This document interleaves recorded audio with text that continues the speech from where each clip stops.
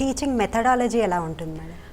Teaching methodology ఏంటంటే మా faculty చాలా ఎక్విప్డ్ ఉన్నారు. ఎందుకంటే వాళ్ళు ఇండస్ట్రీలో పనిచేశారు. చాలామంది ఫారిన్ నేషన్స్ వెళ్ళి వేరే వేరే దాంట్లో పనిచేసి దాని తర్వాత ఇక్కడ వచ్చారు. ఇక్కడ వచ్చిన తర్వాత టీచింగ్ కూడా ప్రాక్టికల్లీ ఉంటుంది. మా ప్రిన్సిపల్ గారు మిస్టర్ సంజయ్ ఠాకూర్ ఏమంటారంటే, మేము స్టూడెంట్స్ని 5 స్టార్ హోటల్స్ కోసము క్రియేట్ చేస్తున్నాము, మ్యాన్ పవర్ క్రియేట్ చేస్తున్నాము. అయితే మా కాలేజ్ కూడా 5 స్టార్ హోటల్లానే పనిచేయాలి. అయితే నేను లేకపోతే మా షెఫ్స్ ఏమో టీచర్స్ కారు, వాళ్ళు దే ఆర్ షెఫ్స్. ఇంకా మా హెడ్ ఆఫ్ డిపార్ట్మెంట్స్ కారు, వాళ్ళు మేబీ అసిస్టెంట్ మేనేజర్ లెవెల్ లేకపోతే సీనియర్ మేనేజర్ లెవెల్లో ఉన్నారు. అయితే అటువంటి డెసిగ్నేషన్స్ ఉన్నాయి. మా హాస్టల్ మేనేజ్ చేసే వాళ్ళని మేము హాస్టల్ వార్డెన్ అనము, వాళ్ళని మేము హాస్టల్ మేనేజర్ అంటున్నాము.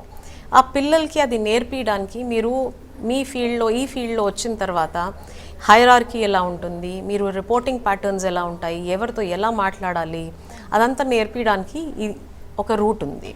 అయితే అటువంటి టీచింగ్ మా ఫ్యాకల్టీ చేస్తారు.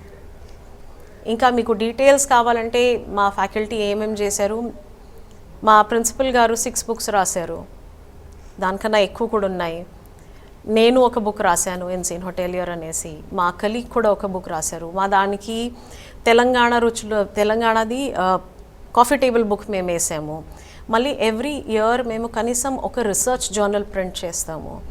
ఇది స్టూడెంట్స్కి ఎడ్యుకేషన్ ఒట్టి ప్రాక్టికల్ ఉండి దాని తర్వాత మెంటల్ గ్రోత్ కోసము ఇటువంటి ఆపర్చునిటీస్ పిల్లలకి ఇస్తున్నాం మేము. అయితే this is the entire hotel management at IHM అంటాము. అయితే ఫ్యాకల్టీ అందరూ కంటిన్యూస్లీ మేము ఆల్మోస్ట్ 24/7 ఎంగేజ్డ్ ఉంటాము.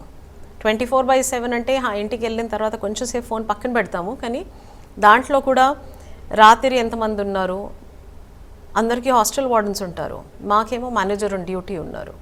మేనేజర్ ఆన్ డ్యూటీ ఏం చేస్తారు, ఆయన ఎవ్రీ అవర్ సెక్యూరిటీతో పాటు చెక్ చేస్తూ ఉంటారు, ఆ స్టూడెంట్స్ ఎలా ఉన్నారు, పిల్లలు సరిగ్గా ఉన్నారా లేదా, హాస్టల్లో ఎవరైనా ఏదో ఇన్కన్వీనియన్స్ ఉంది, ఒంట్లో బాగాలేదు, అయితే ఇమీడియట్లీ డాక్టర్ దగ్గర తీసుకెళ్ళడం, చేయడం. ఎవ్రీ అవర్లీ మేము ఫొటోస్ కూడా చూస్తూ ఉంటాము, పోస్ట్ అవుతూ ఉంటుంది. అయితే ఆ ఏరియా సెక్యూర్ ఉందా లేదా, ఎందుకంటే అమ్మాయిలు ఉన్నారు, అబ్బాయిలు ఉన్నారు, దే ఆర్ రెస్పాన్సిబిలిటీ. ఆ రెస్పాన్సిబిలిటీని ఎట్లా పాటించాలి దానికనేసి మా దగ్గర మేనేజర్ ఆన్ డ్యూటీ ఉన్నారు. అయితే ఇది ఏ కాలేజీలో లేదు, మాది అట్ IHM హైదరాబాద్. మేము బెస్ట్ ప్రాక్టీసెస్ ఇంకా పయనియర్స్ అనుకుంటాం మమ్మల్ని, ఎందుకంటే మేము అటువంటి ప్రాక్టీసెస్ అడాప్ట్ చేసి ఫాలో చేస్తున్నాము. ఇవన్నీ హోటల్లో కూడా ఉన్నాయి. అయితే మాది సిమ్యులేషన్ ఆఫ్ అ హోటల్ ఎలా ఉంది, ఎందుకంటే మేము అందరము వీఆర్ రోల్ మోడల్స్ అంటాం. మేము మమ్మల్ని చూసి పిల్లలు నేర్చుకుంటారు. అందుకే మా డ్రెస్సింగ్ సెన్స్ అనుకోండి, లేకపోతే మేము ఎలా ప్రజెంట్ చేస్తున్నాము మమ్మల్ని, అవి కూడా మ్యాటర్ చేస్తాయి. రోజు పొద్దున్న నుంచి సాయంత్రం వరకు అలానే ఉండడం ఎట్లుంది అది కూడా నేర్పిస్తున్నాం పిల్లల్ని. ఓకే మేడం, 10th క్లాస్ అయిపోయిన విద్యార్థులకి మీ కాలేజ్లో ఏమైనా కోర్సెస్ ఉంటాయా మేడం?